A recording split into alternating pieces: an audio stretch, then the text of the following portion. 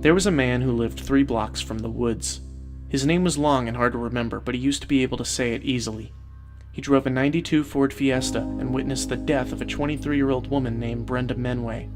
Brenda was from an undisclosed area of the American Midwest protected by a slew of unclassified criminals, and she had a degree in upholding and transferring. Brenda wrote a dissertation on the use of time management to American baseball great Barry Bonds, but hidden deep in the text was a coded message consisting of a few words and numbers. Brenda gave the letter to her friend Sherry Mallory to mail to Barry Bonds' agent, Jeff Boris. Jeff Boris, in addition to representing Barry Bonds, is also an accomplished poker player. Sherry Mallory was born in Halifax, Nova Scotia. Sherry was raised by 2 American immigrants named Brad Mallory and Lori Monahan. Sherry had a brother and sister named Travis and Hannah, respectively. Hannah Mallory overdosed on prescription medication during the Clinton administration. Travis Mallory vanished shortly after. Brad Mallory painted a detailed oven with little to no known purpose. Lori Monahan watched the evening news daily. Sherry had no siblings. One day, Sherry boarded a train to Central Ohio. She noted that the train station smelled like iron and molten rock, which was a strange observation from her because she lost 60% of her smelling capability in a car accident that occurred 9 years prior. The train stopped at Station 67 in Central Ohio as advertised. Sherry witnessed a mugging at 2:43 a.m. Eastern Daylight Time near a closed diner in Central Ohio.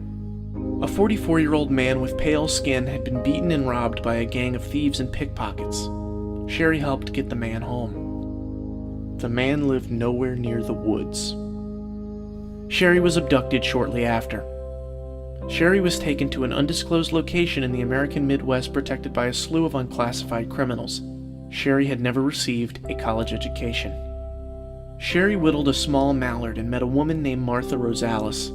Martha Rosales was born 250 years after the death of a loved one and moved to Arizona with no known background or family history.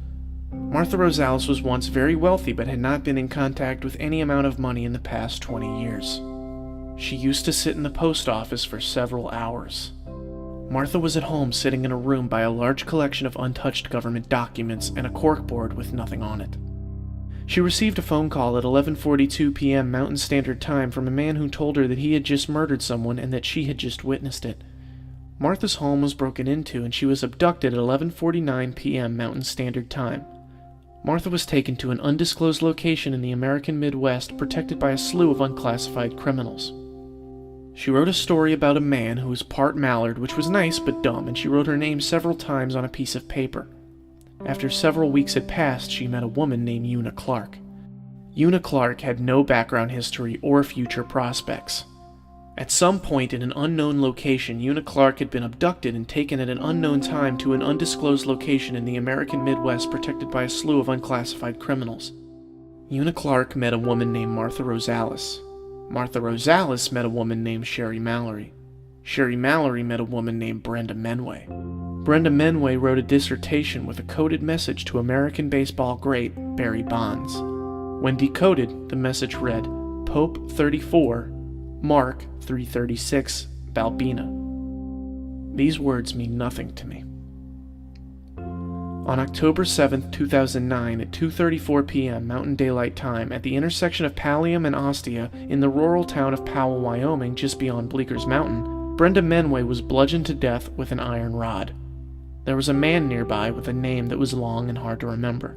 He was in his house alone, located 3 blocks from the woods. He reached in his pocket to grab his cell phone and call the police when he noticed a text message that read, "You have just witnessed a murder that I have just committed."